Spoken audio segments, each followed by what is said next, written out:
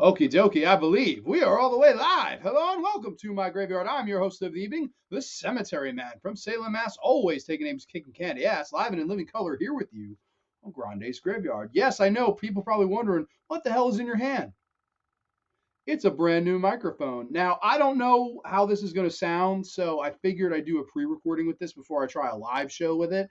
And I'm very usually like animated with my hands, I like to hold DVDs up and things like that. So I'm also clicking the chat. So I don't know, maybe I would need a stand to do this, but I figure my uncle, my very kind uncle, got me this for my birthday. So shout out to him. Thank you so much, Uncle Rich.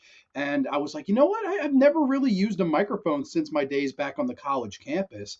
And I was like, let me try this now that he got it for me for my birthday. This is such a cool little gift. So I busted it out, I plugged it in, and I figured we do a pre-recorded video where I can discuss a movie review. Now, I don't really do a lot of pre-recorded movie reviews like I used to back in the high school days when I had a channel, and that at that time it was just called John Grande. It wasn't called Grande's Graveyard.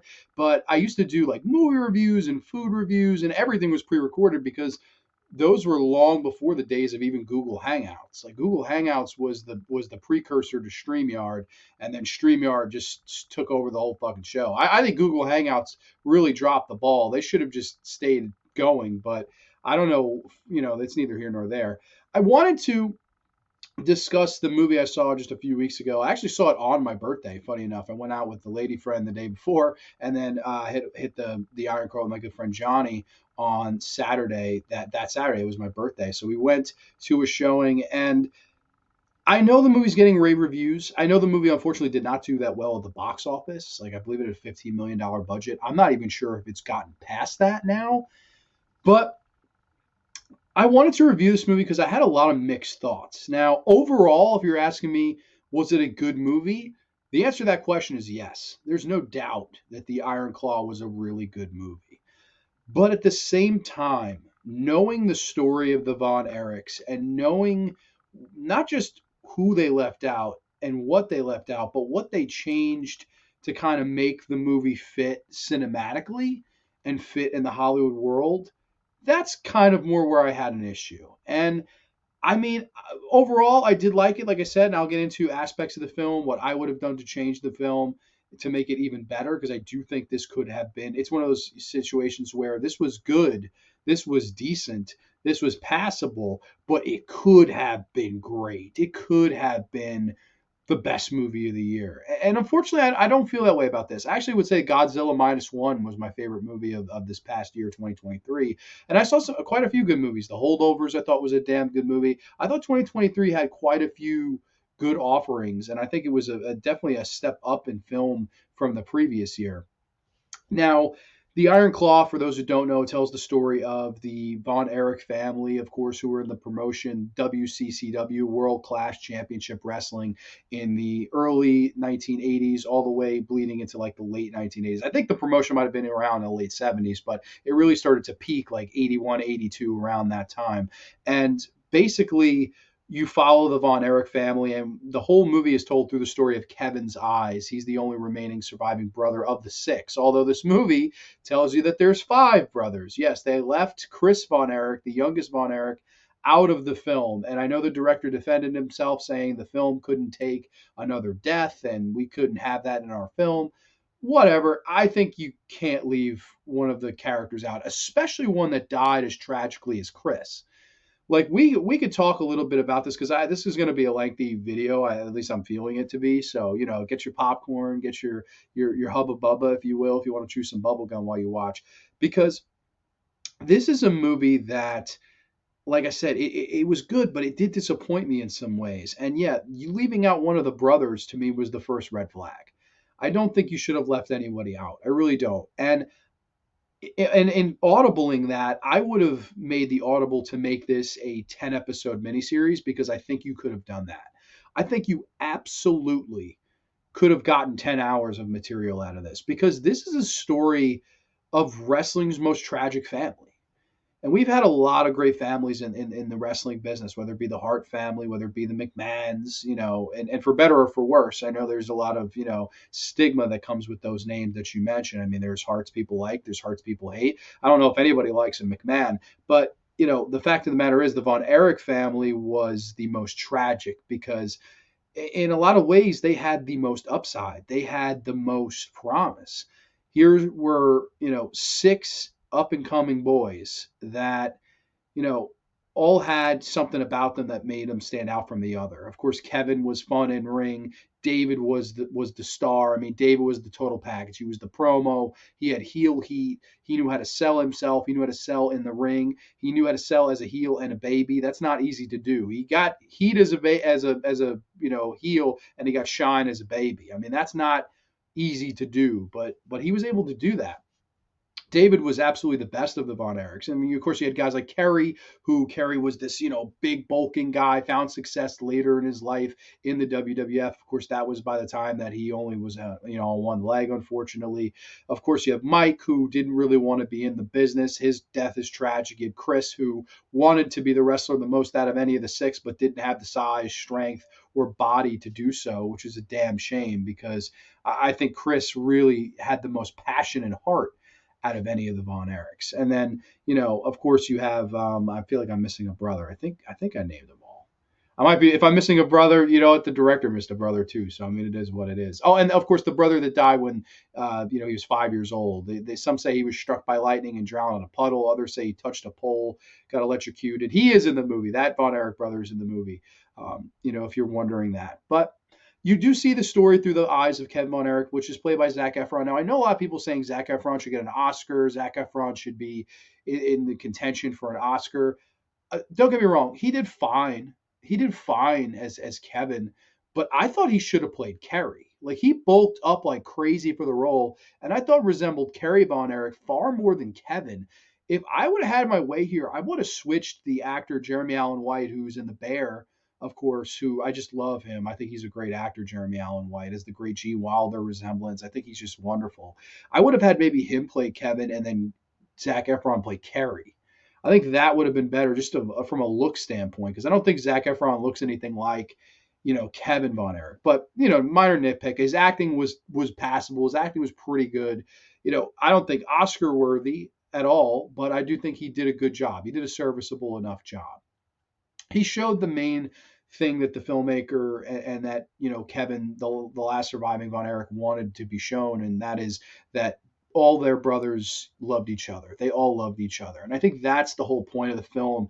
That's really trying to get across is tragedy strikes, but at the end of the day, we did all love each other, and we all supported each other, and we wanted to be the biggest and greatest. And unfortunately, due to sad, horrible tragedies, whether it be three suicides and a couple of accidental deaths, this family is remembered in a really dark light. They're remembered as wrestling's most tragic story, and that's crazy coming from the world of pro wrestling because man, you throw a rock and you hit a tragedy in pro wrestling. I mean, the life expectancy of a pro wrestler, it can't be over 50 years old. It's just a sad business. It really is. It really truly is a sad business where great up and coming talent don't necessarily last long on top and they don't necessarily last long on the earth. And you do see a lot of that in this film. Now, of course, we have Holt McCallany playing the father character, Fritz Von Erich, and of course, Laura Linney from, I think Liar Liar she was in. It was cool to see her in this. Holt McCallany, I think, if you're throwing around the Oscar word, I thought he was one of the best things in the movie. I thought he was absolutely fantastic as Fritz Von Erich. I thought he looked the part, he acted the part. He was fantastic. And they kind of portrayed him to be a big villain in this movie, which I don't know if that was really the case because from every documentary I've seen, whether it be the Triumph and Tragedy, the story of WCCW, which I recommend you watch right now, like turn me off, excuse me, I had a burp, and watch Triumph and Tragedy, the WCCW documentary. It's absolutely fantastic. It really is one of the best wrestling documentaries. And that's where you get all the true facts of what actually happened to this family, unlike this movie where they kind of tweaked a lot of things with the timeline. Um, you know, you get that stuff here, and then that's definitely good. I think Fritz Von Erich is good in the movie, although I don't know if they were very accurate with him because I never heard Kevin say much bad. Maybe he's changed his thoughts over the years. I don't know, but in this movie they really show Holt McCallany as this guy who was very disgruntled that he never won the world title when he was on prime, when he was on top, when he was, this big German heel. That was basically the character he played. He invented the finisher, the Iron Claw, where he'd grab somebody at the temple, and that was the big family thing where they'd all do the Iron Claw, hence the title of the movie.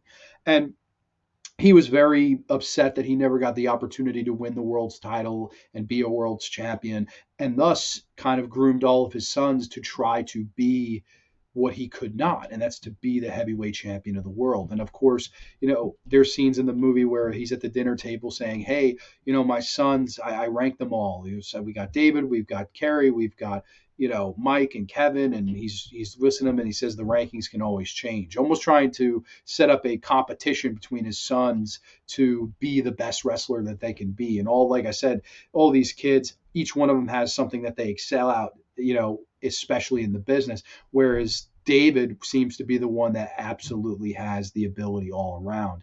And of course, he was the one primed for the position. He was the one with the best promo. He was the one that got over in Florida with heel heat, although that's never really said in the movie anything. But I think they say something like, "Oh, one of the brothers has a lot of heat, he's really over." I'm like, if he's babyface, he has shine. Like, God damn it. Like, how the hell do you not? I don't know. That's the nerd in me. That bothered me.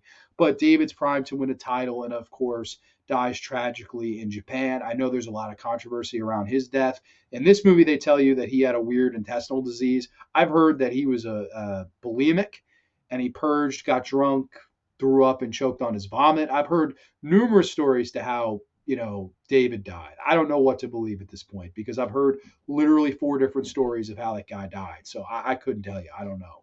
My guess is that he was bulimic, because how does that come out of nowhere? I don't know. But this movie, okay, he had a stomach problem. And I thought the actor played David was the best in the movie. I thought he stole the movie. Was that English actor playing, I forget his damn name, but he was just great as David. Of course, after that happens, Kerry, is primed to win the title at Texas Stadium against Ric Flair. And I'm thinking, okay, Texas Stadium show, probably the biggest show WCCW's promotion ever did. The WrestleMania of their promotion, the absolute undoubted biggest show that promotion ever had. And we never see it. We don't see that pay-per-view. We don't see the spectacle that was Kerry Von Erich versus the Nature Boy Ric Flair for the NWA World's title. We don't see that match, which bothered me, which I'm like, dude, I know that you had 2 hours, and I think it easily could have been 3 hours if you had to do a movie. If you had no choice but to do a film, I would have made it 3 hours. Like to me, as good as Killers of the Flower Moon was, and I liked the movie, that was a movie that was overlong. It did not have to be 3 hours and a half. It didn't. This, I could absolutely, undoubtedly see you doing a 3.5 hour movie. I really could. Like, I think you'd still be missing stuff. There's just no way you could cover all this stuff. It's literally a decade plus of stuff in just a few hours. It's just so hard to me to really keep all that in one film, especially when you cut the rundown to 2 hours. I was upset we didn't see any of that stuff. That's a big gripe I have with the film. And I think had it been a miniseries, you would have been able to do that. You would have been able to show the spectacle of the Texas Stadium. And I think that would have been something really, really cool to relish. I think that would have been something that I would have really personally liked to see, because that was the biggest high that family ever had in otherwise a overall run of lows and deaths and tragedies and heartbreaks and all of these things.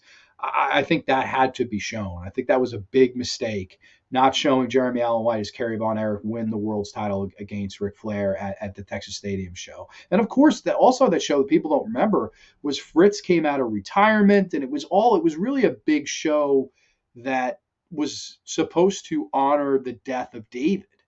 And they had the whole thing where someone come out and sing, Heaven Needed a Champion, and even the Fabulous Freebirds would be seen crying. I mean, that's how emotional that show was. The number one heels in the territory of P.S. Michael Hayes and Bam Bam Terry Gordy. I mean, they were crying like babies at the number one babyface getting, unjustly, dying. Depending on who you ask, I know it was a fluke death. No matter which way you cut it, I don't know what happened, like I said, but that was something you had to show. That was a big, I took off a point for that. I think that was a fucking big mistake. And there was something, honestly, I didn't really care to see. Like you do have, I think Lily Taylor. Lily Taylor plays Kevin Von Erich's like soon to be wife, like girlfriend into wife. I guess the film needed a little bit of romance. I guess the film needed a little bit of levity. I didn't feel like her character had to be in it. I get it. Again, someone's going to argue in the comments, be like, "It's in Kevin's perspective, you dumb four-eyed fuck." I understand that, but her character served no purpose in the film really. Like I didn't need to know them. I didn't need to see them making out in a car. I didn't need to see him with his kids. Like I don't care. I feel like we should have got more time with each individual brother. I wouldn't have done it from the perspective of just Kevin.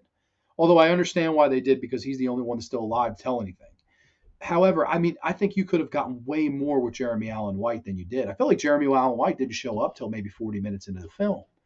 And maybe that's because he's a busy man and he's busy because The Bear is a big show. And I'm sure that his career is just taken off. I think he's won another Golden Globe recently. I mean, the guy is just money. Jeremy Allen White is money. But I would have liked to see more of David. I would have liked to see more of Mike. I thought the actor playing Mike was fantastic. And I thought that he resembled Quentin Tarantino quite a bit, actually. So if they ever make a QT movie, I think you'd have to have that guy play him. I thought that he was great as Mike Von Erich. And of course, the tragedy that befalls Mike. He doesn't want to do it, but his parents don't support him what he really wants to do, which is music. And he takes this awful bump on his shoulder while doing a drop kick in a match, and has to get immediate emergency surgery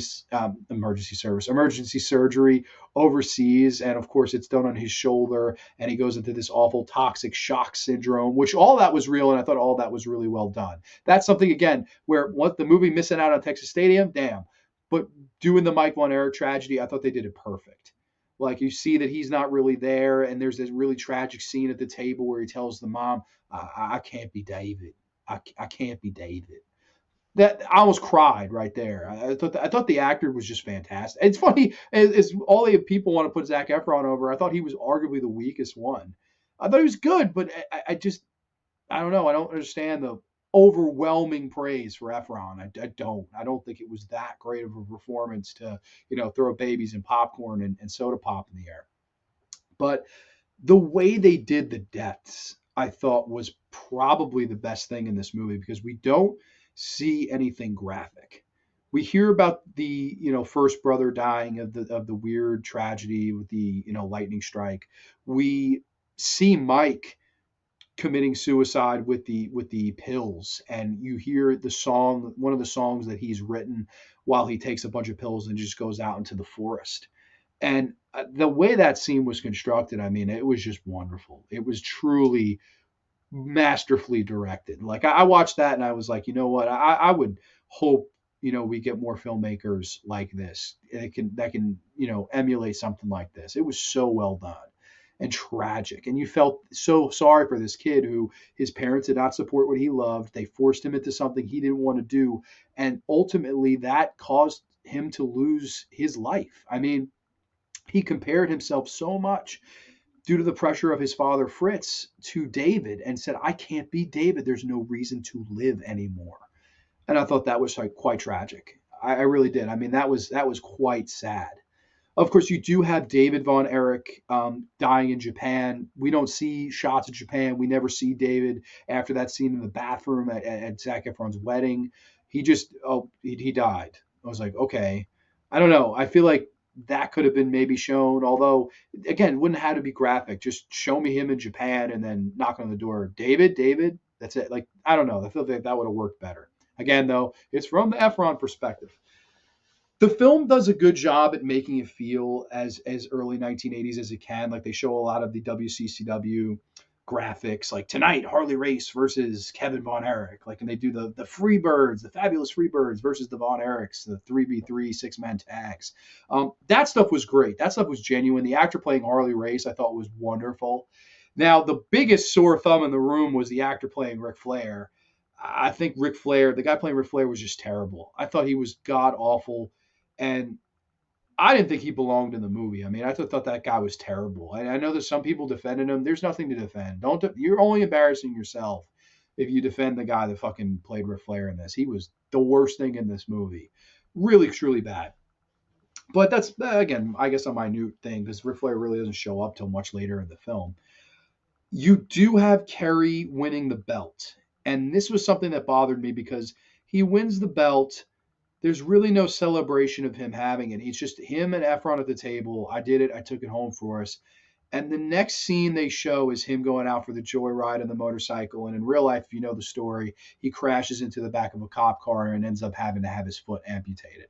Now, that's not what fucking happened that next day. Like, he was champion for 12 days as a phantom champion. What really happened was they didn't really trust him to be the world's champion. They still wanted Flair to have it. And they did it as, listen, this is WCCW's biggest show.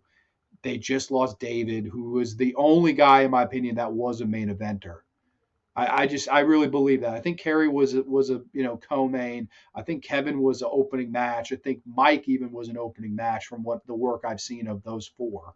But David was the main event guy, and I think what happened was after he died, I think NWA and WCW just probably came to an agreement of he has to win the title because David would have. And I think David would have held it for a significantly longer time, obviously, than Kerry ended up doing. Of course, in real life, Kerry lost it 12 days later, right back to Ric Flair after beating him via backslide, which I always thought was kind of a, I don't know, not a respectful way for someone to win the world title. It's not definite enough, but I guess they were trying to protect Flair as if he needed any protection 42 years ago, but I digress. I think that really should have been shown. And I hated messing with the timeline saying that, oh, it was the next day that Kerry drove out. Because that would insinuate that cost him the title and that cost him the biggest shot of his career. That I didn't like that. I really didn't like that. I thought that was a big, big issue with the film. Like, don't mess with the timeline of shit. Like, that happened years later. It had nothing to do with it. Now, okay, here's one thing, though, that I'll say on the other side of the coin, literally on the other side of the coin, was they have this scene where Fritz says, hey, it's either going to be Kevin or Kerry. We're going to flip a coin. And whoever wins the coin toss is going to beat Flair. Okay, I'm sure it didn't go down that way. I'm sure they just were like, Kerry, it's you. But at the time I was like, in the middle, I was like, damn, like that's kind of silly. But they flip the coin. Kerry gets it. Kerry wins the belt.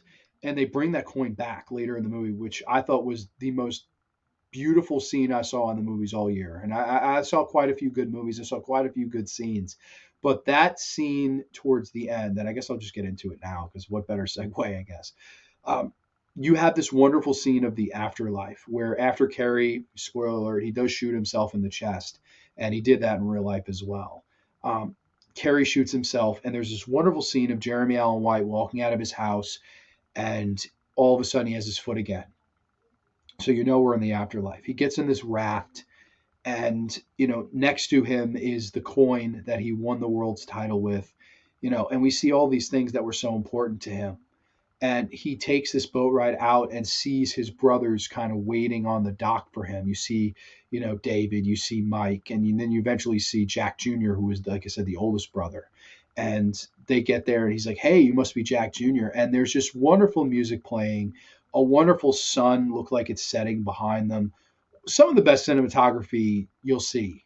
I mean, it's just beautiful. And to me, in that particular moment, you encapsulated the true tragedy, but heart of what this family, not what they meant to the wrestling business, but what they meant to each other. I think that was the main thing that really makes this movie, from average to above average, is that one scene. I thought that one scene was worth seeing the entire movie for. I thought it was just tremendous as they all kind of embrace, and you just cry. You look at it like it didn't have to be this way. I think that's kind of what I was thinking when I saw that. It didn't have to be this way. We didn't have to be all embracing in heaven, all dying premature deaths via suicide or fluke or what have you. It could have been better, if our parents had treated things differently, if, there were less pressure, perhaps, if there were less accidents, mistakes, drug use on Kerry's part, frustration. I think there was a lot, of that stuff that kind of boiled over and led to the true tragedy of the Von Erich family. And, that stuff is heartbreaking. You do see the great scene at the end where Zac Efron's crying, watching his kids play. Dad, why are you crying?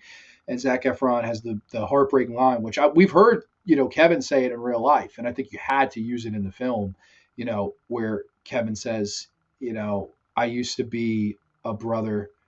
I used to have 5 brothers, and now I'm not even a brother anymore. and he's saying that with tears in his eyes. I thought that was the best acting Zac Efron did, and the sons, oh, we'll be your brothers, and kind of embrace and hug and you know go off, and then the movie ends. And I thought that was beautiful. I thought it was a beautiful way to end the movie and showing the Kevin's family now and stuff like that.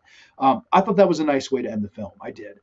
I just think that this movie was in some ways a missed opportunity, though, because you did have all these guys, wrestle each other in the ring. And Chavo Guerrero be brought in to play the original Sheik, Eddie Farhat, and he trained them to do all this stuff. You did have guys like Nick Nemeth in there, MJF, Maxwell J. Freeman. You do have some, guys that you will recognize that are in the business or were in the business, in some of the in-ring spots. I thought that stuff was okay. I thought it was kind of few and far between.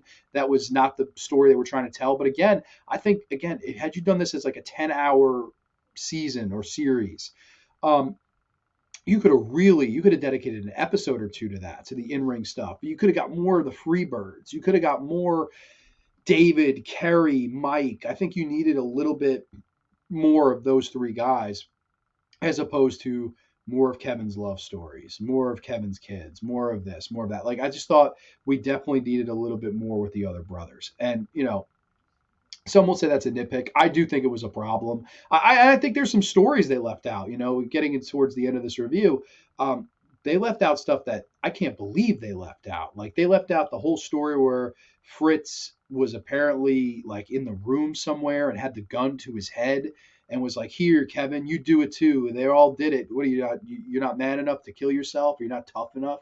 And fucking Kevin was like, "Dad, what is wrong with you? What are you talking about?" Like, I would have liked to have seen more of the warped, twisted sadness of Fritz towards the end of his life. Instead, he's kind of one note Fritz the entire way. Like, he refuses to see anything other than how Fritz sees it. He's a very stubborn guy, thick head, And I think that, again, Holt McCallany played it great, but I would have loved to see that scene because that really happened. I think there are things that they left out that they should not have for the sake of, oh, it's a movie, when they really happened. Like, you deleted the youngest, Chris Von Erich, and I guess I can get into a little bit of that because I did say I would. Chris Von Erich, he wanted to be the wrestler. He really had the biggest heart for the business, but he wasn't big enough. And of course, wrote this suicide note, drove up on his quad, I think, up in the mountains. Kevin found him and he was like, "Oh, I'm all right, Kev, I'm all right." And Kevin went back and heard the gunshot and he shot himself in the head. I mean, that I know that probably they were like, "Man, the movie's it's just too depressing." But listen, that's what really happened. And if you're going to make a movie like this, you've got to go for it. In my opinion, I don't see holding back one of the people from existence when meanwhile you're going to kill the other four off anyway. Like, if you're going to do four, what is five? Like, I really don't understand that from the director, but I guess to cut time, because if you obviously add another brother, you would have had to add more time. Maybe they had a time limit. I don't know. I know A24 was behind the financial backing of this movie, and it only had a $15 million budget, which in the grand scheme of things is not a whole lot. But overall, it is a good movie. It is definitely worth it. And if I went into this not knowing anything, like if I went into this blind, I could probably come out and tell you it's like top 5 movie of the past 3 or 4 years. But knowing what I know, that part of it kind of hurt it a little bit. And I thought that, there could have been things to improve upon the product that we got. But that's not to say that this was bad. That's not to say that I don't recommend this. I do recommend this. I just think that, you could have improved a lot upon what we got here. So that's just my 2 cents. That's what I felt here. I don't know how this is all going to sound. So if this is a jumbled review sound wise, I fully apologize. I'll have to re-listen to it right now before I post it maybe. But at the same time, I want to try this with this microphone and thank my uncle. So, Uncle, thank you so much. Also, quickly before I go, I want to show that speaking of wrestling, I did get my buddy Nate. He got a Backyard Wrestling t-shirt line. So if you want to get anything to support my friend Nate, of course, Murphy's Mortuary, the Explorer of Horror, you can. I've got his shirt. We got Nate, Max. Sorry, I can't see much of that, but Nate Max. So just want to support my friend Nate and say hi to Nate. So shout out to you, buddy. And so I want to say, everyone, thank you so much for watching. This was a fun, I don't do reviews like this anymore. So I definitely liked the old school pace of not having to check comments or, just really sitting here and me, the microphone and a camera. I think that was kind of fun little throwback to how I used to do things here when it was not Grande's Graveyard, when it was just me. So I enjoyed doing this. Maybe I'll do more of these. If this sounds good, I'll try to do more of these just to get some use out of the microphone. But everybody, thank you so much for watching, and we will catch you next time only on the Graveyard. Good night, everybody.